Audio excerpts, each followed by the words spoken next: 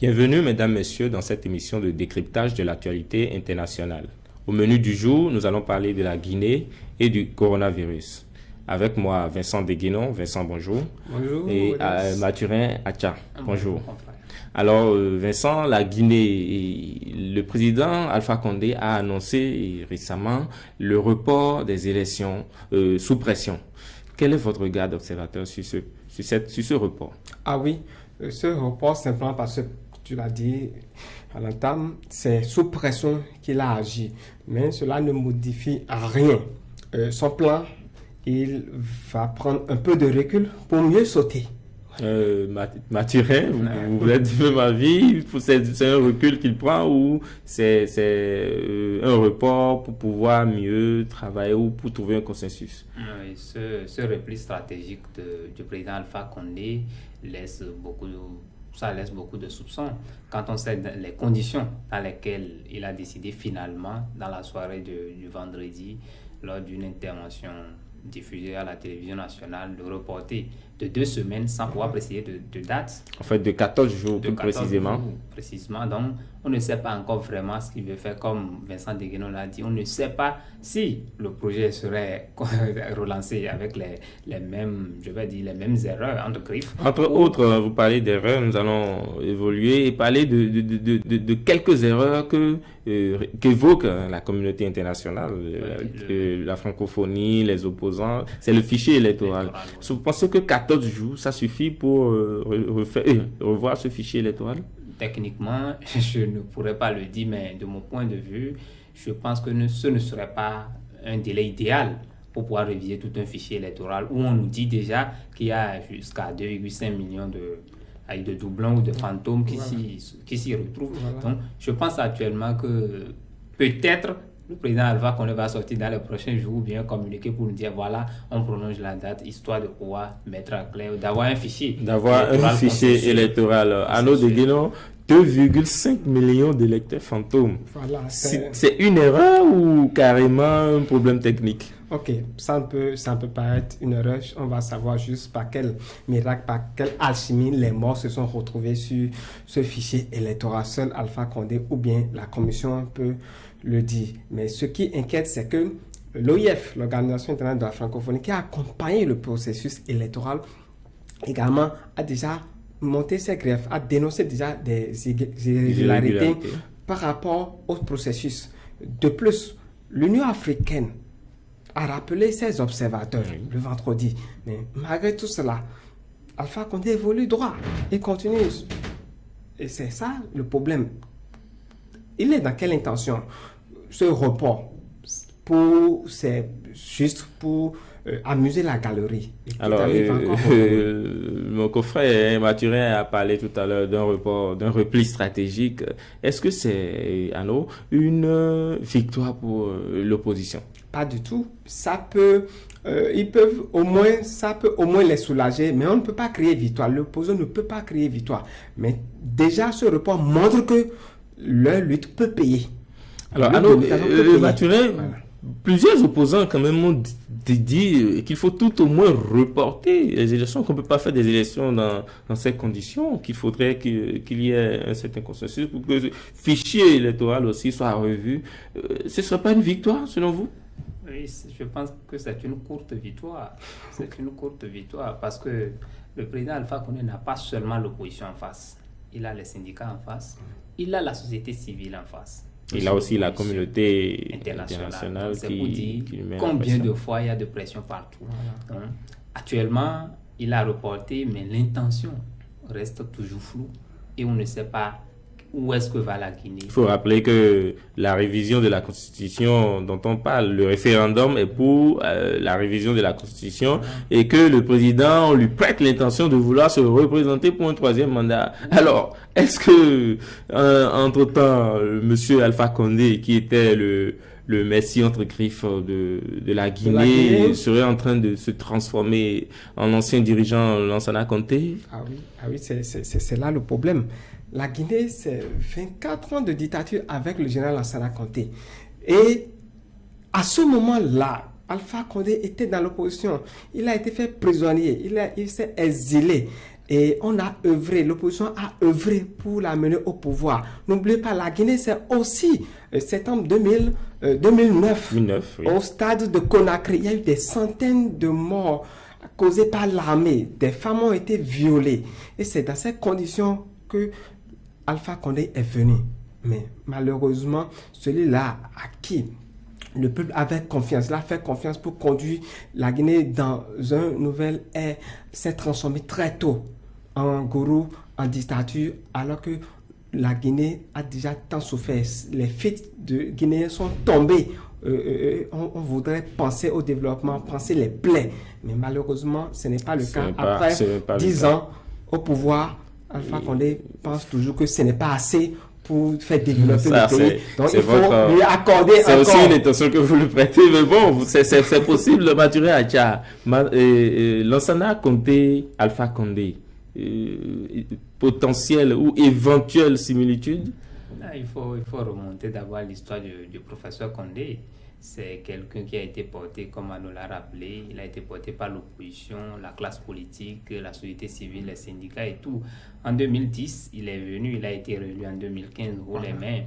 Mais si la première élection démocratique, la première alternance démocratique dans ce pays. Après 10 ans que le professeur Condé trouve que la constitution de 2010 était désuète et qu'il faille réviser, nous sommes d'accord. Mais il faut réviser pour que tout le monde s'y retrouve. Voilà. Aujourd'hui, j'ai du mal quand je vois les dirigeants africains parler de révision de constitution et qu'on prend l'opposition ou bien la société civile comme des ennemis. C'est pas sérieux. Il faudrait qu'il y ait une révision consensuelle, oui, je veux dire. La réforme constitutionnelle ne doit pas sortir des tiroirs d'un pouvoir, ça ne doit pas sortir des tiroirs d'un ministre de la Justice. Non, je suis désolé que ça s'arrête seulement au pouvoir. Et c'est déjà pour ça que le ministre tchèque a déjà rendu son tablier. C'est l'ancien garde de sceaux d'Alpha Condé. Oui, il y a eu la rendu son tablier pour dire qu'il n'est pas d'accord. Et aujourd'hui, les faits sont en train de lui donner raison. Le ministre de l'enseignement supérieur, un cadre émérite, aussi a rendu son tablier pour dire, Monsieur le Président, j'ai combattu à vos côtés il y a cela 10 ans. Les valeurs qu'on défendait aujourd'hui sont bafouées. Ça, c'est votre interprétation de sa démission. En plus de cela, Alpha Condé, il doit regarder à l'histoire. Regardez, dans le temps, le général Sekouba Konaté, il a conduit la transition. Il s'est retiré. Il pouvait dire, non, mais ce n'est pas assez pour la transition et prolonger. Certes, il y a beaucoup de choses à faire, mais chaque fils du pays est capable de le faire. Donc, lorsque tu gères pendant un temps, tu donnes l'opportunité aux autres de continuer à la suite de ce que tu as fait. Mais lorsque tu vois que en dehors de toi, tu es indispensable et personne ne peut diriger, ça pose un problème. Et la Guinée, ça craint. Ça rappelle un peu Moussa Ladis Camara. Les événements de 2009, avec ces événements de 2009, c'est ça craint beaucoup pour la Guinée, c'est déplorable. Encore que Alpha Condé, c'est lui qu'on avait appelé pour la médiation dans la crise togolaise. Voilà, c'est déplorable. Les événements se succèdent. Les événements se succèdent. Regardez ce qui se passe au Togo. Il faut rappeler que au Togo, le président avait voulu se représenter pour un autre mandat. Exactement. Et c'est le président guinéen Alpha Condé qui était mandaté pour assurer la médiation. La médiation avec l'opposant, ne te représente pas, et voilà. Mais pourtant, lui aussi, il était dans le même cas.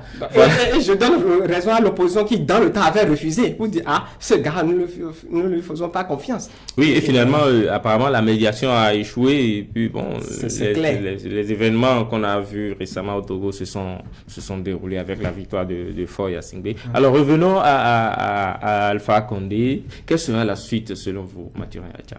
Actuellement, tout est un peu... Ça reste dans le flou. On ne sait pas si vraiment le président Alpha Condé va apaiser la tension. Je pense que ce qui vient de faire le report, c'est déjà un signe. Ouais. Maintenant, qu'est-ce qui va suivre? Personne ne sait encore. On attend de voir si, dans les rouages du pouvoir, il y aurait des consensus, il y aurait des tractations pour amener éventuellement l'opposition à la table de négociation. Et là encore, c'est pas évident parce que le président a déjà prévenu, il dit que ceux qui n'étaient pas engagés dans le processus électoral ne s'y retrouveront pas. Exactement. Ce qui voudra dire évidemment que Alpha Condé tient toujours à aller jusqu'à la fin. et on ne sait pas là où ça va finir. Alpha Condé tient à aller à la fin et nous n'allons pas continuer le débat, nous allons attendre pour voir la suite des événements. En attendant, nous allons poursuivre notre débat avec un autre sujet, le coronavirus. Il y a eu 3 cas en Afrique et un premier cas en Afrique subsaharienne. On sait quand même les conditions dans lesquelles les services sanitaires et les employés des services sanitaires travaillent en Afrique subsaharienne. Au Nigeria, il y a eu un premier cas. Est-ce que ce cas est signe d'une flambée galopante dans la sous-région? À l'Institut Pasteur, et on a annoncé beaucoup de choses. Nous ne savons pas l'effectivité de ces choses sur le terrain, mais au vu de ce qui se passe déjà ailleurs, et parce que nous n'avons pas été infectés très tôt, normalement, on aurait déjà pris toutes les précautions pour faire face à la maladie. Donc, normalement, cela ne devrait pas inquiéter. Beaucoup d'États, Mathurin, beaucoup d'États ont quand même annoncé, les États africains ont annoncé, nous avons pris les précautions. Voilà. Il n'y avait pas eu du tout de cas confirmés en Afrique. L'Afrique a été épargnée pendant longtemps, pendant au moins un mois, où on parlait du coronavirus. On ne peut pas comprendre maintenant que malgré ça, qu'il y a des cas encore confirmés malgré toutes ces précautions prises. Oui, c'est difficile, il faut prévenir une telle chose, mais quand ça sonne déjà au Nigeria, je pense que ce n'est pas un bon signe pour toute la sous-région ouest-africaine et même pour l'Afrique, parce que vu le poids démographique du Nigeria, c'est pas bien. La flambée pourrait être un peu plus importante. On a eu des informations sur le trajet du suspect, du patient numéro 0. Oui, le patient 0 du Nigeria, un Italien qui serait venu la veille un peu plus tôt que ce que l'aurait dit le gouvernement, qui aurait été à son entreprise où il travaille, qui aurait été à une clinique de l'entreprise, et toutes ces personnes étaient en contact avec lui et ils n'ont jamais été isolés. Donc si aujourd'hui tout ça là se confirmait, si le gars vraiment c'est un cas confirmé, je pense qu'il y a déjà un problème et il faut pouvoir s'organiser, retrouver toutes ces personnes et les mettre en quarantaine. Oui, mais un autre problème, un autre problème est en train de se poser, c'est que le patient hier a tenté de s'échapper. Voilà. A tenté de s'échapper et dénonçant des conditions de quarantaine extrêmement difficiles. Et ça pose réellement le problème par rapport au sérieux de nos dirigeants. On a annoncé beaucoup de mesures par rapport au coronavirus, mais nous voilà en face d'un cas, un premier cas, un seul individu. Et premièrement, il y a déjà l'information au niveau de sa date d'arrivée sur le territoire nigérien n'est pas bien précise parce que le gouvernement a annoncé une date et un média, Sahara Reporter, a fait une enquête pour finalement contredire le gouvernement. Le gouvernement. Deuxième aspect, comment comprendre que ce patient ait voulu s'échapper? Et troisième aspect, toutes ces personnes qui ont été en contact avec ce patient, jusqu'à présent, on ne nous a rien annoncé par rapport aux mesures de mise en quarantaine de ces personnes. Forcément, il a eu à travailler, il a touché des personnes, il s'est mis en contact avec des gens depuis l'aéroport. Aucune information jusqu'à présent. Et finalement, vous pensez que le système sanitaire africain, surtout que le Nigeria, première puissance économique d'Afrique, n'arrive pas vraiment à avoir un système de santé, à Lagos en plus, une des grandes villes du pays, un système de santé correct pour une maladie quand même aussi virulente? Oui, on s'est dit qu'on prend les dispositions, qu'on a pris les dispositions et tout, mais reste là. Je voudrais revenir au dernier développement de Vincent Deguenon. Et par rapport à la tentative du patient 0, je pense que c'est une affaire de mauvaise foi. Je ne voudrais pas être raciste, mais il faudrait quand même qu'on expose les faits. Il s'agit d'un Italien. Je ne puisse pas comprendre, mais je ne crois même pas qu'un Béninois ou un Nigérian ferait qu'on appelle la même chose. Oui, mais les conditions de quarantaine n'étaient pas bien. Le média Sahara Reporter a annoncé qu'il n'y avait pas l'électricité dans la salle, qu'il n'y avait pas la climatisation, qu'il y avait des moustiques dans la salle et que c'était une salle quelconque, avec un lit et puis c'est tout. Pour ne pas remettre en cause ce que ce média a dit, je voudrais quand même voir au-delà de ça. Je ne crois pas que le Nigeria puisse qui a ces moyens-là puisse mettre quelqu'un en quarantaine dans ces conditions. Et pour revenir à ce que je disais, un Africain ne ferait pas de même, ou une autre nationalité, pour ne pas égratigner des gens, ne ferait pas de même à Rome. Ah, ça, c'est vous qui le dites, parce que quelqu'un qui ne se sent pas dans des bonnes conditions, peut-il essayer de dénoncer ça à sa manière? Vous portez aujourd'hui une maladie qui d'abord tend vers une pandémie, et que vous venez dans un pays, vous êtes le patient numéro 0. Si dans ces conditions, vous trouvez qu'il est bon de s'enfuir, mais je ne suis pas loin de conclure que c'est quelqu'un qui veut tout simplement nous contaminer. Mais si vous le dites à Rome et tout, je crois que les conditions de mise en quarantaine dans ces pays-là sont un peu plus élevées. Et cela rapporte un peu, cela nous ramène encore au système sanitaire africain. Est-ce que vous pensez, Arnaud, que au-delà du Nigeria, le système de santé africain, le système de santé des pays d'Afrique subsaharienne, des autres pays africains, du Maghreb et autres, de toute l'Afrique, peut résister au coronavirus? Je voudrais bien croire, parce que je l'ai dit tout à l'heure, on a eu, je ne sais pas si c'est la chance, que la maladie s'est propagée dans les autres pays, sur les autres continents avant de venir chez nous. Donc, on a eu tout le temps pour se préparer. Deuxième aspect qui me donne un peu de l'espoir, on a eu déjà fait face à l'Ebola. À la fièvre Lassa. Qui sont beaucoup plus virulents selon les scientifiques. Le taux de mortalité pour Ebola est tout autour de 40%. Pour notre coronavirus, c'est autour de 3%. 4 ou plus. Cela vous a dit que normalement, au vu de nos antécédents sanitaires, on doit pouvoir gérer ça. Mais ça inquiète toujours, malgré les annonces de nos gouvernants, ça inquiète le cas du Nigeria. Jusqu'à présent, qu'est-ce qu'on a dit? Rien n'a été dit par rapport aux patients, par rapport aux personnes qui ont été en contact avec ce patient. Maintenant, pourquoi il a traversé, il est venu à l'aéroport, il a traversé la frontière, même à l'aéroport, on n'a pas pu détecter. Et là, ça pose réellement un problème par rapport aux conditions.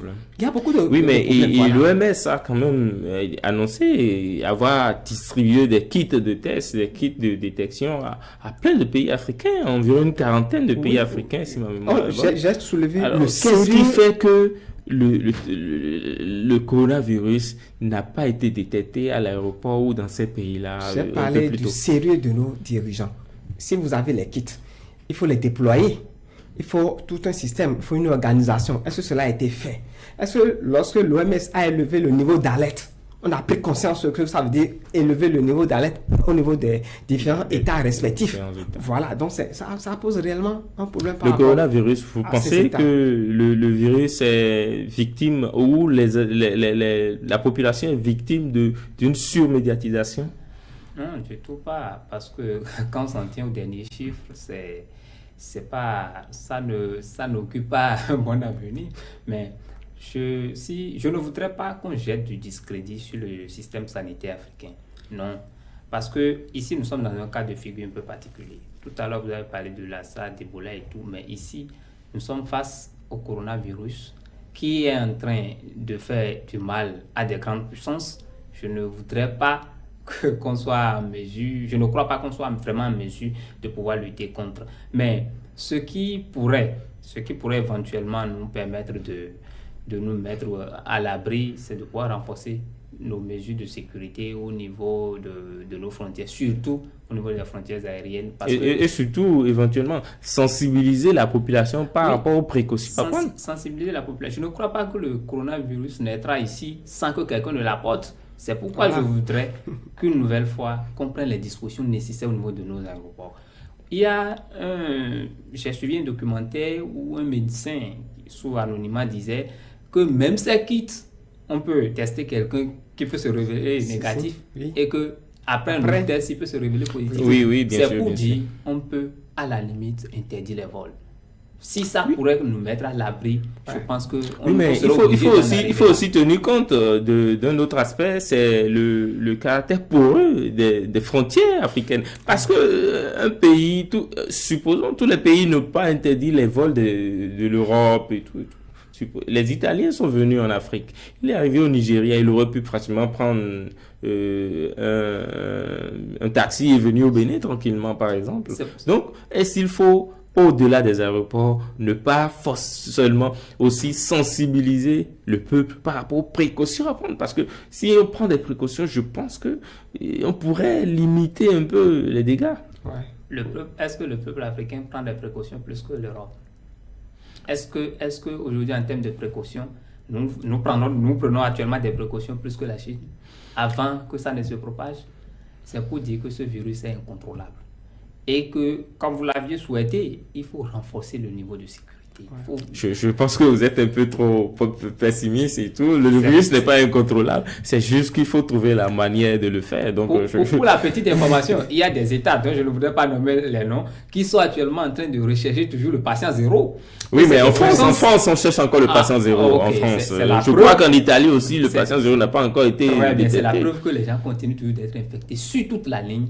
Oui, les gens continuent d'être infectés. Cela ne veut pas dire qu'on peut ne pas contrôler, Vincent. Vous pensez qu'il ne faut pas sensibiliser, continuer à sensibiliser? Certes, on va sensibiliser, on ne va pas écarter la sensibilisation. Mais quand on revient simplement au cas du Nigeria, toutes les personnes qui ont été en contact avec le patient zéro, on ne maîtrise rien d'eux. On revient à la négligence, non pas la... Voilà, donc là où nous sommes, la sensibilisation, certes, mais si on n'arrive pas à contrôler les entrées dans nos pays, ça pose problème. La sensibilisation ne va rien donner.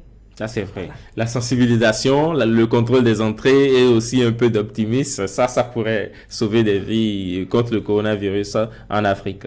Aussi, il faut dire que plusieurs États ont pris des précautions pour sensibiliser leur population par rapport aux mesures à prendre pour éviter d'être contaminé ou éviter une propagation, entre autres, se laver les mains régulièrement, et éviter aussi d'être en contact, de cracher un peu partout, d'être en contact avec des personnes qui présentent des signes de coronavirus. Entre autres signes, il y a aussi il y a la toux, la fièvre et des problèmes respiratoires. Donc, dès que vous sentez quelques-uns de ces signes, vous devez très vite aller vous rendre dans un centre de santé et annoncer ce que vous avez ou carrément vous isoler pour que les médecins, les spécialistes puissent vous prendre en charge. On espère que nos États, les États africains, auraient la capacité de mieux contrôler cette maladie et faire un peu plus d'efforts pour ne pas négliger. Merci de nous avoir suivis et à très bientôt.